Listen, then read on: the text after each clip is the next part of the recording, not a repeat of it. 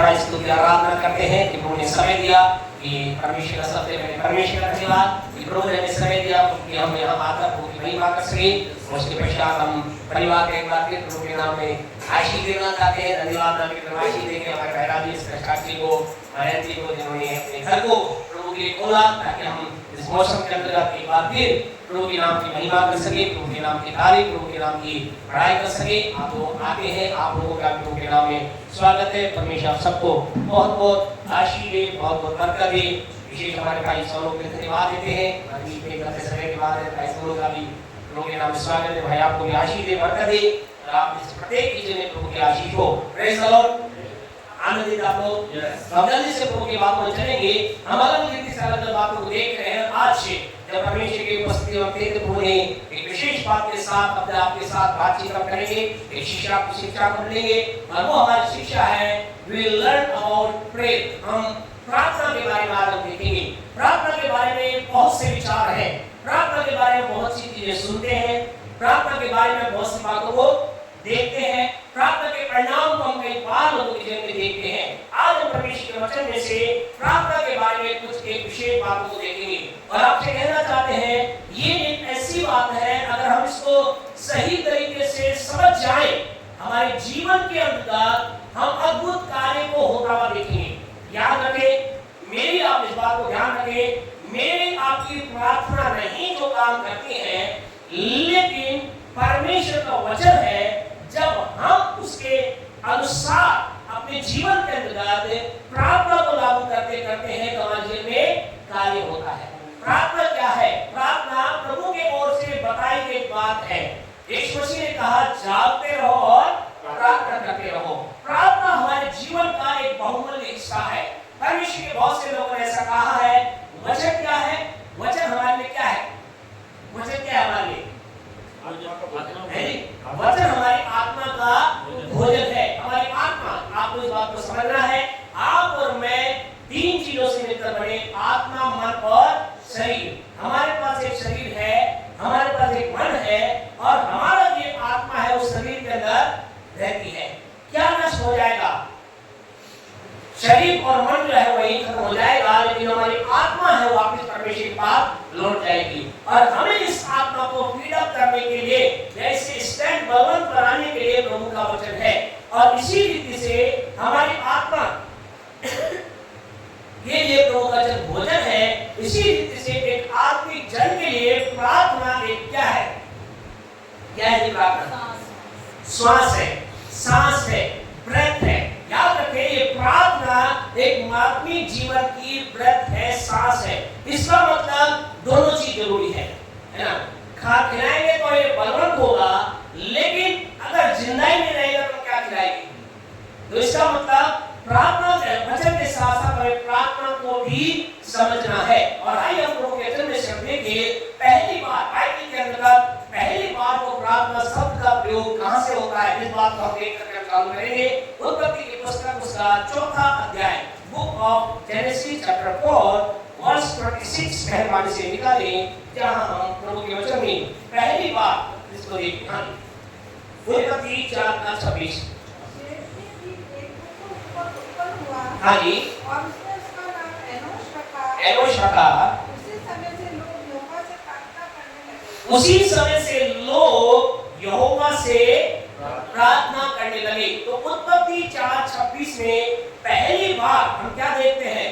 प्रार्थना शब्द को देखते हैं, क्योंकि शिक्षा से हमें इस बात को लेकर नॉलेज को हमें बढ़ाना है। तो पहली बार पूरी बाइबल के अंदर फर्स्ट टाइम प्रार्थना शब्द का प्रयोग कब हुआ? उत्पत्ति 4:26 में। किसके जन्म के बाद? एनोश ने। ऐसा लिखा, एनोश के जन्म के बाद लोग यहोवा से। अब सवाल ये है, क्या इससे पहले भी लोग प्रार्थना करते थे? यस बोल रहे हैं। आप लोग क्या कहते हैं? लोग नहीं करते थे या बड़े याजक और महायाजक लोग करते थे। और क्या सोचते हैं आप लोग? क्या इससे पहले भी प्रार्थना होती थी? एक पहले बात करता था, भी ठीक है, लेकिन क्या इससे पहले भी प्रार्थना होती थी, प्रार्थना करते थे? क्या जवाब है ना? नहीं। कुछ लोग कह रहे नहीं, कुछ लोग कह याजक प्रार्थना। लेकिन इस वर्ड को अगर पढ़े तो क्या लिखा है, इसको दोबारा पढ़े, क्या लिखा है?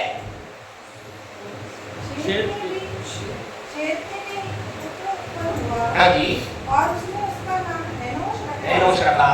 उसी समय से लोग उसी समय से लोग यहोवा से प्रार्थना करने लगे। उसी समय से लोग प्रार्थना करने लगे। इसका मतलब लोग का मतलब है एक बड़ी भीड़ प्रार्थना करने लगी। इसका मतलब इस वचन को अगर हम गहराई से, बुद्धि से, ज्ञान से समझे दृष्टि से ऐसा लगता है इससे पहले भी शायद प्रार्थना की जाती थी, ऐसा लगता है। अब ये बात सही है नहीं है इसको हम आपको वचन से देखेंगे। ऐसा क्योंकि ऐसा अगर नहीं होता ये लिखना चाहिए उस समय से ही प्रार्थना होने लगी या पहली बार उस समय प्रार्थना की, लेकिन ऐसा नहीं, उसी समय से लोग भी प्रार्थना करने लगे। इसका मतलब इससे पहले भी प्रार्थना होती थी। अब हमें इसका उत्तर हमें वचन से हम देखेंगे कि क्या इससे पहले भी प्रार्थना होती थी या नहीं होती थी, और उसके साथ साथ हम इस बात को भी समझेंगे कि प्रार्थना क्या है, व्हाट इज प्रेयर। क्योंकि प्रार्थना के बारे में कई बार लोगों का क्या है, विचार में समझ में नहीं आता है। हम भी बात को नहीं समझते थे। हम में से कई लोग शायद बात को समझते हैं और कई लोग अभी नहीं समझने के कारण से वो ये सोचते हैं क्या हम प्रार्थना कर रहे हैं या नहीं कर रहे हैं। तो आइए हम लोग ऐसे करते देखें, जल्दी से हमारे साथ निकालें उत्पत्ति की पुस्तक उसका 3रा अध्याय उसकी 8वीं वचन, जेनेसिस 3:8 पढ़े। तब यहोवा परमेश्वर हाँ जी, जो दिन के ठंडे समय वाटिका में फिरता था, हाँ जी, का शब्द उसको सुनाई दिया। हाँ, तब आदम और उसकी पत्नी वाटिका के वृक्षों के बीच में यहोवा परमेश्वर से छिप गए। यहोवा परमेश्वर छिप गए। यहोवा परमेश्वर पुकार के आदम से पूछा, तू कहाँ है? आदम से कहा तू कहाँ है? उसने कहा मैं तेरा शब्द ध्यान से सुने, उसने कहा मैं तेरा शब्द बारी में सुनकर डर गया। मैं तेरा शब्द बारी में सुनकर डर गया। डर गया। अब सवाल यहाँ चालू होता है, ध्यान से आपने वचन को पढ़ा है। आदम क्या कह रहा है? मैं तेरा शब्द सुन करके डर गया। तो क्या सुनकर के आदम डर गया था? क्या था सुनकर आदम डर गया? परमेश्वर वर्ड ऑफ गॉड सुन के डर गया। क्या उसने कहा जिससे डर गया? हे आदम ने आदम को कहा, हे आदम को कहाँ है? हे आदम को कहाँ ही सुनने डर गया? ऐसा सोचते हैं आप? है जी, मैं तेरा शब्द सुनकर बारी में डर गया। है जी, हाँ बारी डर गया, मतलब बिल्कुल डर, वो डर है, ये बिल्कुल सही है, डर गया। बारी में है, कहाँ है, झांपी है, वो डर गया, बिल्कुल सही है। लेकिन कौन सी बात सुनकर वो डर गया? परमेश्वर की आवाज सुन के। अगर आप यहाँ देखें, अगर आप इस वचन को ध्यान से पढ़ें, क्यों जी ध्यान से पढ़ें, क्या है? ऐसा लिखा है प्रभु छुप गया और प्रभु ने कहा हे आदम तू कहाँ? इसका मतलब ये शब्द सुनने से पहले ही आदम छुप गया था। सही है गलत? सही है गलत है? सही। इसका मतलब इस शब्द को सुन करके वो नहीं डरा, फिर क्या सुन करके वो छुप गया? परमेश्वर की चलने की आवाज। परमेश्वर चलने की आवाज कैसे कहेंगे? वो लिखा है ना, वो तब यहोवा जो दिन के ठंडे समय वाटिका में फिरता था। हाँ जी, वो नहीं 10 को पढ़े, 10 को पढ़े, क्या कहता है? उसने कहा मैं तेरा शब्द बारी में सुनकर डर गया। मैं तेरा शब्द बारी में सुनकर डर गया। बिल्कुल। तो अब आप इसको देखेंगे तो यहाँ पर जो इंग्लिश के अंदर जो शब्द है वो क्या, हिंदी में जो शब्द है वो गलत लिखा है। अगर इंग्लिश के अंदर पढ़े तो ऐसा लिखा है कि वहां अगर इंग्लिश के वर्जन में पढ़े तो ऐसा लिखा साउंड, वो आवाज, साउंड मतलब आवाज, वो क्या है? आवाज सुन करके डर गया था। किसकी आवाज? चलने की। किसके बाद? अब उसी को देखिए, किसकी आवाज सुन करके? वो परमेश्वर के चलने की आवाज को सुन करके डर गया। इसका मतलब ये, अगर आप इंग्लिश में पढ़े, इंग्लिश के अंदर साउंड लिखा गया है और एम्प्लीफाइड बाइबल के अंदर आप पढ़े तो किसी के पास निकाल सकते हैं, आप पढ़े क्या लिखा है? एम्प्लीफाइड बाइबल 3:10 पढ़े, 3:10, Genesis 3:10. He said, I heard the sound of you walking in the garden. I heard the Sound of you walking in the garden. sound of you walking in the garden. यानी कि परमेश्वर के चलने की आवाज को सुनकर के क्या हो गया? वो डर गया। आज तक हम लोगों ने क्या सोचा? आज लोगों का विचार क्या था? ये सोच रहे हैं कि परमेश्वर ने बोला और परमेश्वर के शब्द को सुनकर डर गया। परमेश्वर को सुनकर नहीं डरा, वो परमेश्वर के चलने की आवाज को सुन करके डर गया। क्योंकि इसका मतलब आदम परमेश्वर इतना करेक्ट था, उसे मालूम था कि जब परमेश्वर वाटिका में आता था, परमेश्वर के चलने से कैसी आवाज होती है। आप मुझे कुछ लोग अभी तो नहीं है, लेकिन पहले समय के तरह से जूते चलते थे, है ना, टक टक वाले, तब पता चल जाता अरे वो आ रहा है ना। ऐसा आप तो देखते नहीं है, लेकिन फिर वो कहने ऐसा होता था, कुछ होता था वो आ रहा है बड़ा, वो क्या टक टक अलग आवाज आ जाती थी। तो आपसे घूंघट निकाल लेती थी, घूंघट निकाल लेती थी। तो ये मतलब क्या है, यानी इसका मतलब ये था आदम परमेश्वर के साथ इतना जुड़ा हुआ था, कनेक्ट था कि उसके कदमों की आवाज सुनकर उसे मालूम चल गया। क्या मालूम चल गया? परमेश्वर आ रहा है। तो ये उसकी सबकी आवाज। और अब यहाँ पर सवाल आता है 3:8 में क्या लिखा है? तब यहोवा परमेश्वर जो दिन के ठंडे समय में वाटिका में फिरता था। ये परमेश्वर का रेगुलर काम था। हर दिन परमेश्वर का दिन के ठंडे समय। अब इसको इंग्लिश में पढ़े, इंग्लिश में ऐसा लिखा गया है आफ्टरनून ब्रिज, एक जगह ऐसा लिखा है आफ्टरनून एयर, दिन का ठंडा समय। इसका मतलब कौन सा समय मानते हैं? दिन का ठंडा समय कौन सा मानते हैं? 3 से 5 के बीच। दिन का है जी 12 से नहीं, फिर तो मतलब सुबह। हाँ बिल्कुल, अर्ली मॉर्निंग। अगर आप देखें दिन का ठंडा समय अगर देखें, इसका मतलब करीब 6 से 8 बजे तक या 9 बजे की धूप निकलने से पहले जो एक अच्छा और सुहावना मौसम होता है ना, तभी उसका तो इसका मतलब प्रातः काल ही, अगर इसको कहें तो प्रातः काल ही परमेश्वर क्या करता था, रोज अदन की वाटिका में आता था और आपसे क्या करता था? कभी बातचीत का आपसे लेना चाहते हैं। इसका मतलब हमें समझना है, प्रार्थना का मतलब है परमेश्वर से बातचीत करना। और ये जो सिलसिला है प्रार्थना का जो कार्य है, जिसे हालांकि वहां शब्दों वर्णन नहीं किया गया, लेकिन हम समझ सकते हैं इसका मतलब ये जो प्रार्थना रूपी जो कार्य है, ये कब से? आदम के समय से ही किया जा रहा है।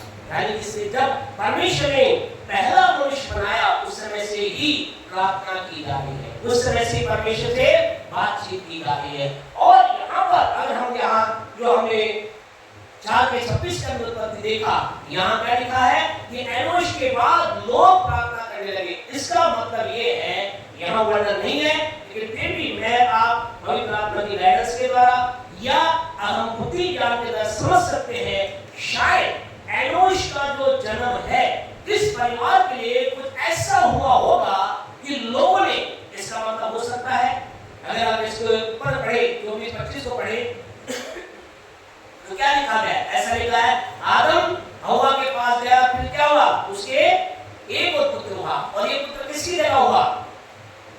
हाबिल की जगह। थोड़ा सा ऊपर पढ़े, क्या लिखा? पढ़े परमेश्वर ने मेरे लिए हाबिल के बदले जिसको कैन ने घात किया, एक वंश ठहरा दिया है। शेत के भी एक पुत्र उत्पन्न हुआ। अब उसने शेत के भी एक पुत्र उत्पन्न हुआ और उसने उसका नाम एनोश रखा। यानी इसका मतलब ये है कि शायद शेत और उसकी पत्नी का नाम याद नहीं, लेकिन उनके जीवन में लोगों ने कुछ देखा होगा। क्या देखा होगा? कि कुछ लोगों ने परिवार में प्रार्थना की होगी, प्रभु की उपस्थिति में गए होंगे, परमेश्वर के साथ उन्हें बहुत समय बिताया होगा। और जब उनके एनोश नाम का व्यक्ति हुआ, ऐसा ही उसके बाद से लोग क्या करने लगे? प्रार्थना। इसका मतलब एनोश के जन्म के समय खुद परमेश्वर के अद्भुत काम को या प्रार्थना के अद्भुत सामर्थ को लोगों ने देखा होगा। और लोगों ने क्या कहा? उन्होंने कहा कि अब हम भी क्या करेंगे? आज से हम भी क्या करेंगे? हम भी प्रार्थना करेंगे। इन लोगों ने प्रार्थना की, एनोश नाम के व्यक्ति बच्चे को देखा, शायद वो बच्चा उनके लिए चमत्कार का बच्चा होगा, शायद उनके लिए वो बच्चा बड़ी कठिनाई से आया होगा, शायद उनके जीवन के अंदर संतान की आशीष नहीं होगी, शायद उनके जीवन के अंदर कुछ ऐसी बातें होंगी तब और उस बातों को से हटने के लिए या उस आंधी तूफान से निकलने के लिए उस परिवार ने क्या की होगी? प्रार्थना की होगी। और लोगों ने उनकी प्रार्थना को देख कर कहा होगा अब हम भी क्या करेंगे? हम भी प्रार्थना करेंगे। आपसे कहना चाहते परमेश्वर, वो यहाँ से क्या चालू होती है, यहाँ से हर एक जन क्या है प्रार्थना करे। उस समय शायद एक व्यक्ति करता होगा, कुछ लोग करते होंगे, या सिंगल व्यक्ति प्रार्थना करता, लेकिन इसके बाद लोगों ने इस बात को समझा कि प्रार्थना में कुछ अलग है। हालेलुया, प्रार्थना करना कुछ अलग है, और लोगों ने भी क्या किया, प्रार्थना करना चालू किया। तो प्रार्थना परमेश्वर से बातचीत करना है। अब हम इस प्रार्थना के अंतर्गत एक विशेष बात को देखेंगे, जिसको हमें समझना है, प्रार्थना कैसे करनी चाहिए, हाउ टू प्रे। ये एक विषय है जिसे हमें समझना है। आज प्रार्थना कैसे करनी चाहिए, इसमें दो पहलू हैं या दो बिंदु हैं। कैसे करने में दो बातें हैं। नंबर एक, पहली बात यह है कि हम प्रार्थना कैसे करनी चाहिए का मतलब क्या है, क्या समझते हैं आप, क्या समझते हैं प्रार्थना कैसे करनी चाहिए का मतलब क्या समझते हैं? शुरुआत कैसे करनी चाहिए, शुरुआत कैसे करनी चाहिए, और धन्यवाद साथ ही कैसे करनी, मतलब जब प्रार्थना कैसे करनी, इसका मतलब क्या चीज में शामिल है, क्या सोचते हैं? नहीं, कैसे करने वाले इसमें क्या चीज है, शामिल क्या है, वो तो कैसे करनी हो, इसका मतलब क्या है, समझे नहीं क्वेश्चन को आप।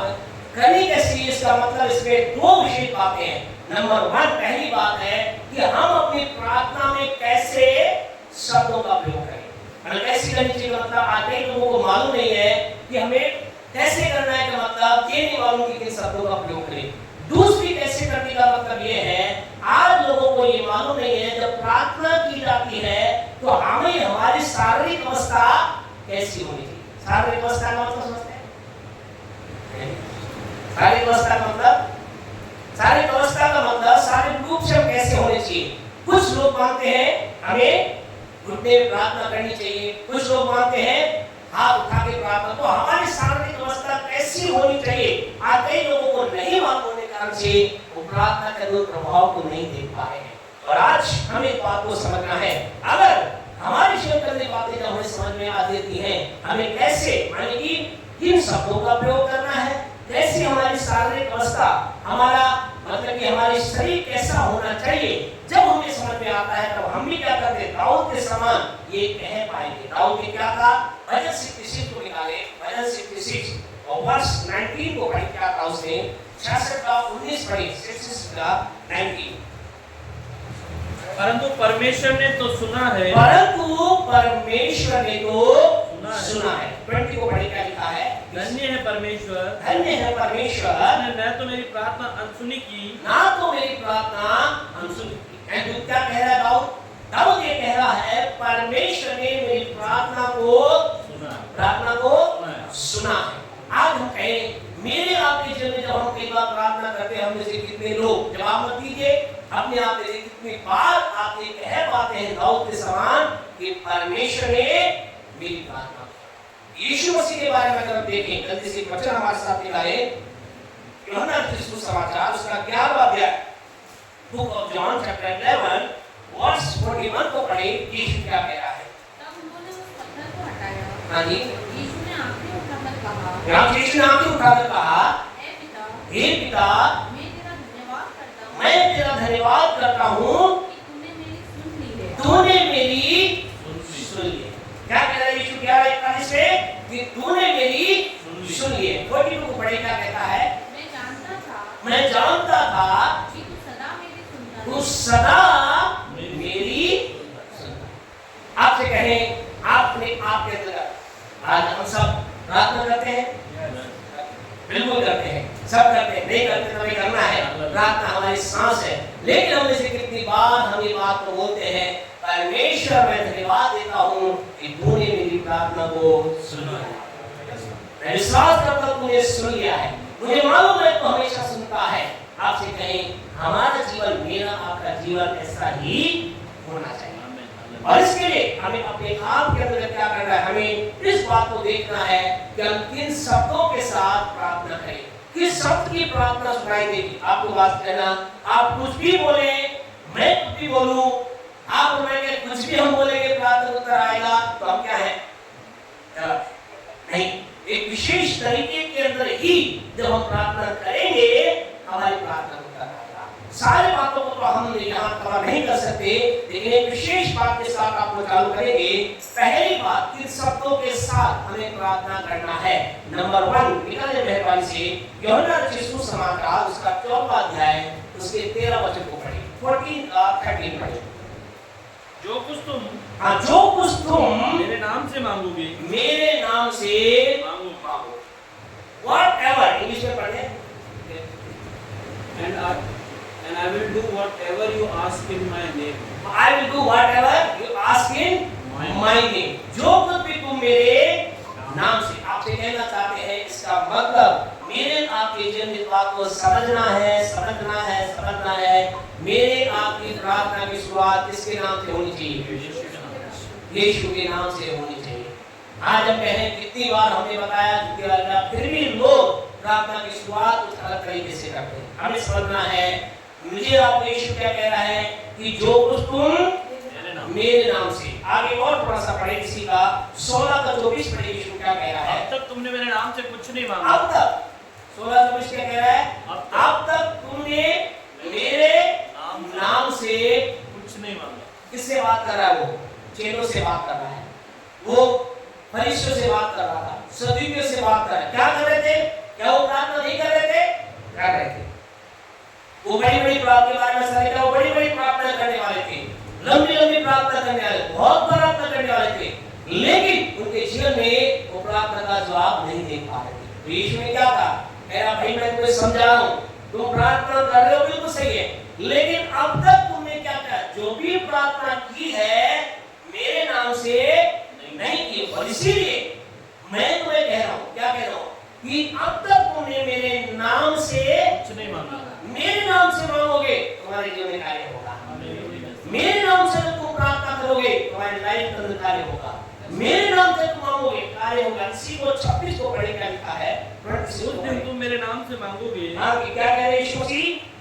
उस दिन तुम मेरे नाम से मांगोगे। उस दिन तुम क्या करोगे? मेरे नाम से मांगोगे। मेरे नाम से। आपसे कहना चाहते हैं, बस बात मुझे आप कहिए, मेरे आपके शब्दों के अंदर क्या होना चाहिए? मेरी आपकी प्रार्थना की शुरुआत और प्रार्थना का अंत क्या होना चाहिए? यीशु के नाम। यीशु के नाम। हमें कहना है, पिता परमेश्वर यीशु के नाम से तेरे पास आते हैं। और आखिरी लाइन हमारी होनी चाहिए, हम सारी प्रार्थना यीशु के नाम से मांगते हैं, आमीन। याद रखिए, बिना यीशु के नाम के हम कितनी भी बड़ी प्रार्थना करें, कितनी भी अद्भुत प्रार्थना करें, कैसी भी सामर्थ्य प्रार्थना करें, हमारी प्रार्थना को उत्तर में शायद देरी हो सकती है या प्रार्थना को उत्तर नहीं मिल सकता। इसलिए हमें बात को समझना है। यीशु ने बार-बार कहा, मेरे नाम से मांगो, जो कुछ तुम मेरे नाम से मांगो मिलेगा, पिता से मेरे नाम से मांगो मिलेगा। पिता तुमसे प्रेम करने वाला बात बिल्कुल सही है, लेकिन पिता जो कुछ भी करेगा वो किसके करेगा? मेरे नाम। इसका मतलब क्या है? परमेश्वर ने क्या किया है? परमेश्वर ने आपके मेरे हाथ में एक बड़ा चेक दिया है। अब जो चाहे उसमें भर सकते हैं, लेकिन उस चेक में साइन किसका है? किसका है? और आप उस चेक को लेकर उस स्वर्गीय पिता के पास जाओगे, आपसे कहें, वो चेक क्या होगा? पास हो जाएगा। क्यों? क्योंकि पिता क्या देखेगा? पिता आपके उस अमाउंट को नहीं देखेगा। आज आपको पता है, आप जब चेक करते हैं लोगों के, जब आप जाते हैं तो क्या देखता? सबसे पहले क्या देखते हैं? अमाउंट से पहले साइज देखते हैं, अमाउंट बाद में। अमाउंट भी देखा जाता है कि इतना है नहीं है, लेकिन हमें पता है हमारे स्वर्गीय अकाउंट में इतना है जितना हम मांगे उतना है। हालेलुया। हमारी मांग से ज्यादा मात्रा है। आपसे कहें, आपके पास जो चेक दिया गया है उसमें आप जो चाहे चीज भर सकते हो, लेकिन इस बात को याद रखिए, चेक की साइज किसके होना चाहिए?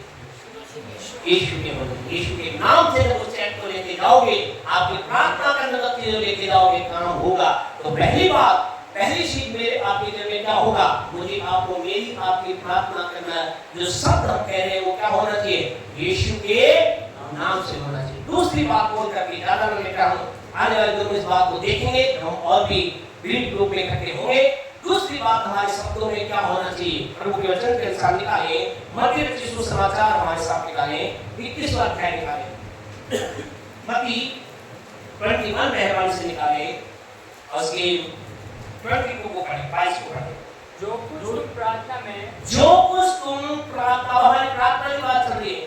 हमारी प्रार्थना में क्या करना है? यीशु के नाम से मांगना है। और फिर सही जो कुछ तुम प्रार्थना में विश्वास से मांगोगे, विश्वास। अगली बात क्या? आपके मेरे शब्दों में क्या होना चाहिए? यीशु का नाम होना चाहिए। और दूसरा क्या होना चाहिए? विश्वास होना चाहिए। विश्वास होना चाहिए। आपसे कहना चाहते हैं, आपके मुझे मेयर आप चाहते हैं हमारी प्रार्थना को उत्तर मिले?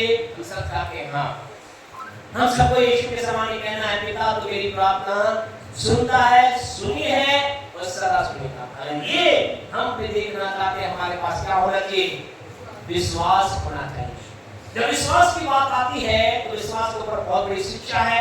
उन सारी शिक्षा का हम नहीं जाएंगे, लेकिन 3 विशेष बातें विश्वास के बारे में हम आप बोल करके बंद करेंगे। जब आप और मैं परमेश्वर के पास जब विश्वास के साथ, विश्वास के शब्दों के साथ जा रहे हैं, पहला हमारा विश्वास होना चाहिए कि जो मैं मांग रहा हूं वो मुझे मिलेगा। हमारा विश्वास क्या होना चाहिए? जो कुछ मैं मांग रहा हूं वो मुझे मिलेगा। ये हमारा क्या होना चाहिए? विश्वास होना चाहिए। मेरा आपका विश्वास ये होना चाहिए। और दूसरा विश्वास ये होना चाहिए, जो कुछ मैंने मांगा है वो मैंने प्राप्त कर लिया है। पहला मेरा विश्वास होना चाहिए मुझे मिलेगा। दूसरा विश्वास क्या होना चाहिए? जो कुछ मैंने मांगा है वो मुझे मिल गया, प्राप्त कर लिया है। मैंने कहा प्रभु यीशु मसीह के कोड़े मेरे शरीर में दर्द है, आपके द्वारा चंगाई आए, मुझे पता है चंगाई मिलेगी। और अगला कदम होना चाहिए, मैं विश्वास करता हूं कि मुझे मिल गई है। लेकिन तीसरा विश्वास जो है, जिसके ऊपर बहुत कम शायद आपने कभी सुना नहीं होगा, लोगों ने शायद आपको बताया नहीं होगा। तीसरा हमारा विश्वास ये होना चाहिए, क्या होना चाहिए? तीसरा इंपॉर्टेंट विश्वास, पहला विश्वास क्या होना चाहिए? क्या होना चाहिए? जो मांगा वो मिलेगा। दूसरा क्या होना चाहिए? प्राप्त कर लिया। जो मैंने प्राप्त कर लिया। और तीसरा विश्वास ये होना चाहिए, जो मैं मांग रहा हूं वो यदि मेरा सर्वोत्तम नहीं है तो नहीं मिलेगा। ये क्या होना चाहिए? क्या होना चाहिए? हमारा विश्वास। इस विश्वास पर विश्वास लोग नहीं करते। आपसे कह रहा, जो आप मांग रहे हैं यदि वो नहीं मिल रहा है तो ये विश्वास करना है, यदि मेरा सर्वोत्तम नहीं है तो मुझे नहीं मिल रहा है तो विश्वास करना। हालेलुया। हाँ, इस बात पर विश्वास लोग नहीं करते। लोग क्या विश्वास करते? पूरा मैंने मांगा, तुझे देना ही होगा, तुझे देना ही होगा, तुझे देना ही होगा। आपसे कहना चाहते, यदि वो आपके मेरा सर्वोत्तम नहीं है, हमें विश्वास करना है, हमें नहीं मिला, इसका मतलब ये मेरा सर्वोत्तम नहीं है। It is not my best, so that I have not received. मेरा नहीं आया है। ये आप लोग विश्वास नहीं कर पाते हैं। क्या विश्वास करते हैं? ये हम विश्वास नहीं कर पाते। हम क्या सोचते हैं? यही चीज मिलनी चाहिए, मुझे पता है। हम क्या कहते हैं? यही मेरे लिए सबसे बढ़िया है। ये अगर नहीं आया, हमें विश्वास करना, अगर मुझे नहीं मिला, इसका मतलब ये मेरा सर्वोत्तम नहीं था। हालेलुया। ये मेरा सर्वोत्तम नहीं था। ये गाड़ी मुझे नहीं मिली, ये घर मुझे नहीं मिला, ये चंगाई मुझे नहीं मिली, ये चीज मुझे नहीं मिली, ये नौकरी मुझे नहीं मिली, इसका मतलब मैं विश्वास करता हूँ ये मेरा सर्वोत्तम नहीं था। हालेलुया। आपसे कहना चाहूँ, इसी तरह के इस विश्वास के साथ आगे बढ़ते हैं, हम जीवन के अंत तक हमारी प्रार्थनाओं का उत्तर देखने वाले हैं। और आपसे कहें, पहले और दूसरे बात के लिए, पहली दूसरी बात हमने क्या बोली? कि हमने मांगा है, मुझे मिलेगा और मिल गया। इसके एक वचन है, पढ़े एक वचन जल्दी से, मरकुस 11:24 पढ़े, 11:24, बात 11:24। हाँ जी, बंद करेंगे फिर जल्दी। इसलिए मैं तुमसे कहता हूँ, हाँ जी, कि जो कुछ तुम प्रार्थना करके मांगो, जो कुछ तुम प्रार्थना करके मांगो, प्रतीति कर लो कि तुम्हें मिल गया, तुम्हें मिल गया और तुम्हारे लिए हो जाएगा। और तुम्हारे लिए हो जाएगा। ये तो क्या, ये तो पहले दूसरे के लिए है। अब आपके पास तीसरे के लिए क्या है?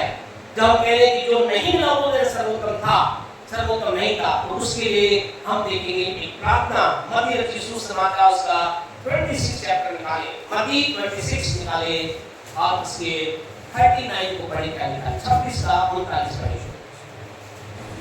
फिर वह थोड़ा और आगे बढ़कर मुंह के बल गिरा मुंह के बल गिरा और ये प्रार्थना की, और यीशु ने प्रार्थना की, हे मेरे पिता, हे मेरे पिता, यदि हो सके यदि हो सके तो ये कटोरा मुझसे टल जाए, ये कटोरा मुझसे टल जाए। यीशु ने क्या प्रार्थना की?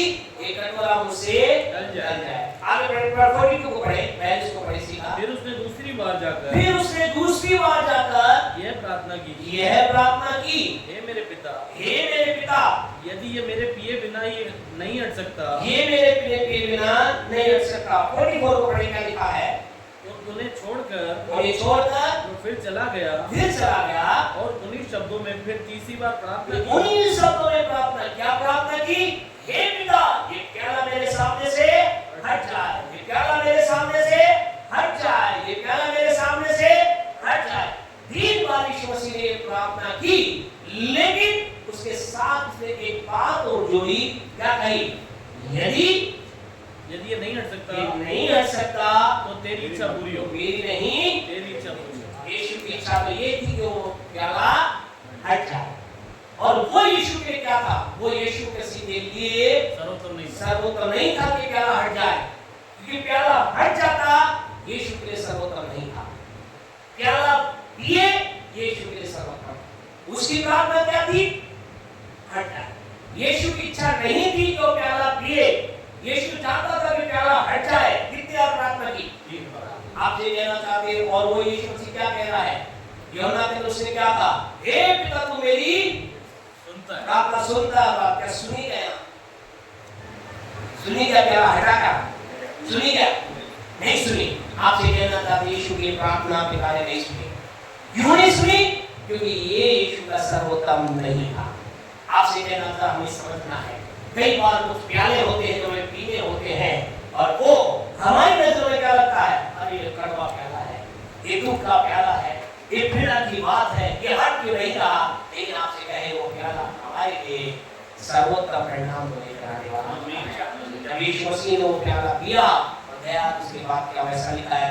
उससे वो इतना आगे कह रहा मृत्यु, हाँ उसने क्रूस मृत्यु को सह लिया। घर जाकर आप इफिसियों के दूसरे अध्याय के अंदर है, वहां आप पढ़ेंगे तो ऐसा लिखा है मृत्यु, हाँ उसने क्रूस की मृत्यु को सह लिया।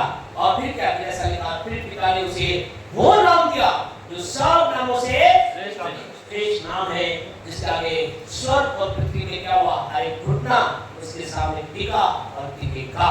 उस नाम से वो नाम क्या किया? उसने प्राप्त किया। कैसे? उस प्याले को पीकर। अगर वो नहीं पीता क्या होता? आज यीशु मसीह का नाम सबसे बड़ा नाम नहीं होता। पिता को मालूम था कि इस यीशु के लिए सर्वोत्तम ये है। क्या है सर्वोत्तम? ये प्याले को पीना। आपसे कहना चाहते हैं, आपके मेरे लिए सर्वोत्तम आप और मैं कई बार नहीं करते।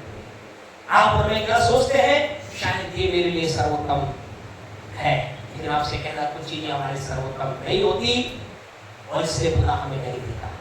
और आज जब उसको उस बात को लेकर आगे बढ़ जाते हैं, हमारे लिए फिर ऐसा आता है, मेरा हाथ शायद उसके बाद यीशु कह रहा होगा, क्या कह रहा होगा? स्वर्ग में जाकर कह रहा हूँ, पिता धन्यवाद, तूने मेरी प्रार्थना नहीं सुनी।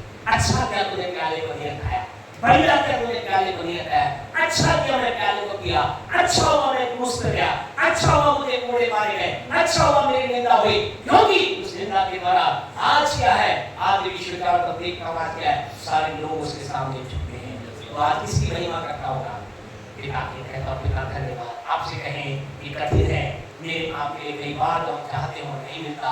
आपसे कहना चाहते हैं, हमें आप माता पिता होने के नाते बच्चों आपसे कहना चाहते हैं, आपका पिता आपको सर्वोत्तम शारीरिक तौर से, संसारिक तौर से देना चाहता है। हमारा स्वर्गीय पिता उससे कहीं हमें सर्वोत्तम देना चाहता है। आइए अपने आप को बंद करें, हमारे वाले दिनों के इसकी और प्रार्थना गहराई के अंदर चलेंगे। लेकिन आज हम यहाँ अपने जीवन को जब लेकर आए हैं, प्रार्थना परमेश्वर से बात करना है। आपसे कहें, जो लोग प्रार्थना करते हैं वो बड़ी आशीष प्राप्त करते हैं। आज आप लोग कुछ मांग रहे हैं, आपको मिला है, आपसे कहना चाहते हैं खुदा की धन्यवाद दे आगे बढ़े। लेकिन साथ ही साथ हम आपको कहना चाहते हैं, खुदा के लोगों, यदि जो कुछ आप मांग रहे हैं, लगातार पिता पर विश्वास कर रहे हैं, यदि आज नहीं मिला, लंबे समय से आपको प्राप्त नहीं हुआ है, ये जाने विश्वास करें। विश्वास करना केवल ये नहीं कि मुझे मिल गया, लेकिन ये कई बार ये भी विश्वास होता है कि मुझे नहीं मिला, क्योंकि मेरा पिता मेरे लिए सर्वोत्तम सोच रहा है, मेरे पिता के पास मेरे लिए सर्वोत्तम आशीष है। हम जबरदस्ती ना करें, जिद ना करें, हम परमेश्वर को काम करने दें। प्रभु के वचन के अंतर्गत हम कई लोगों को देखते हैं, हम बिलाम नाम के व्यक्ति को इस बात से देखते हैं, खुदा ने कहा मत जाना, मत जाना, मत जाना, बार बार वो जाता रहा, खुदा ने अंत में कहा और ऐसा लिखा है खुदा उससे नाराज हुआ, उसे भेज तो दिया लेकिन प्रभु उससे नाराज हुआ। आपसे कहना चाहते हैं प्रार्थना आत्मिक जीवन में बहुत सी बातें हम कई बार लोगों से बात करके कहते हैं आत्मिक बातें हमारे जीवन के लिए कई बार एक ऐसे पक्के धागे पर चलना होता है या इस बार उस बार हमें इसलिए सेंसिटिव रहना है, परमेश्वर के साथ रिश्ते करना, अपने आप को ऐसा जोड़ना है कि खुदा की बात को समझ सके। आदम पाप करने से पहले ईश्वर परमेश्वर से रोज बात करता था और पाप होने के बाद भी वो परमेश्वर की आवाज को, उसकी कदमों की आवाज को पहचान सका। आज आपसे कहना चाहते आप और मैं परमेश्वर के इशारों को समझें, उसके साइन को समझें, उसके तरीकों को समझें और इसी रीति से प्रार्थना करना बढ़े। आपको एक बात हम गारंटी से कहना चाहते हैं, परमेश्वर आपको सर्वोत्तम देना चाहता है, आपको सर्वोत्तम चीज देना चाहता है। आपको मुझे सर्वोत्तम जो कुछ हम कहें, धन के बारे में कहें, बिजनेस के बारे में कहें, संतान के बारे में कहें, यदि आप अनवाइट है तो आपके विवाहिता के लिए कहें, यदि आप आज नौकरी कर रहे हैं या नौकरी नहीं कर रहे, अच्छी नौकरी के बारे में कहें तो आपको कहना सर्वोत्तम, अगर आप निसंतान है तो कहना था सर्वोत्तम। परमेश्वर आपको देना चाहता है, मुझे देना चाहता है। हमें आज उस तीसरे पॉइंट को पर काम करना है। यदि आज हमें नहीं मिला तो विश्वास करना है मेरा खुदा मेरे लिए सर्वोत्तम लेकर आ रहा है। हम चाहते इन दिनों का तक इस बात को समझ आए, हमारा विश्वास केवल इस बात पे ना रहे कि मेरा पिता सुनेगा, मैंने प्राप्त किया है, मेरा पिता सुनेगा, मेरा पिता सुनता है, लेकिन आज हमारा विश्वास ये हो जाए कि मेरा परमेश्वर मेरे लिए सर्वोत्तम योजना बनाता है, उसके पास आपके लिए सर्वोत्तम प्लान है। He has a great, the best plan for you, for your life, for your business, for your life partner, for your child, आपके लिए, आपके बिजनेस के लिए, आपकी संतान के लिए, आपकी चीजों के लिए, उसके पास सर्वोत्तम है, उसकी योजना सर्वोत्तम है, उसकी योजना में आपको उड़ेल दे। हालेलुया। थोड़ा सा मैं खुदा की धन्यवाद दें उसके दिवस के लिए, कहीं प्रभु धन्यवाद से विश्वास करता हो मेरे लिए सर्वोत्तम आने जा रहा है। अगर इस समय आप जो मांग रहे हो आपके लिए सर्वोत्तम है, आपसे कहना चाहते हैं कल ही आराधना करते जब आप इस बात को कहेंगे मैंने उस चीज को प्राप्त किया है। ओ कावाला वाशी खाला रविवाला ये लाना वाशी खाला रविवाला। धन्यवाद पिता परमेश्वर, आप हमें सर्वोत्तम देना चाहते हैं, आप हमें देंगे, हम विश्वास करते हैं, आपने हमें दिया है विश्वास करते हैं, लेकिन आज हम खुदा के इस कदम पर बढ़ना चाहते हैं कि आपने हमारे लिए एक सर्वोत्तम रखा है। थैंक यू जीसस, तेरी योजना मेरे जीवन के लिए हानि की नहीं लाभ की है। यदि उस गीत को गा सकते हैं आपके प्रभु की महिमा करें, प्रभु के नाम को धन्य कहें। तेरे पास जो योजनाएं हैं हानि की नहीं लाभ की है, मैं तेरी महिमा करता हूँ। हालेलुया। Thank you Jesus. शाबाश।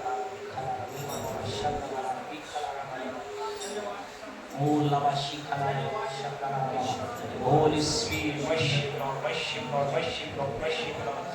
Oh hallelujah, हमारा भला करने वाले पिता, हमें भले योजना देने वाले पिता, हम तुझे महिमा देते हैं।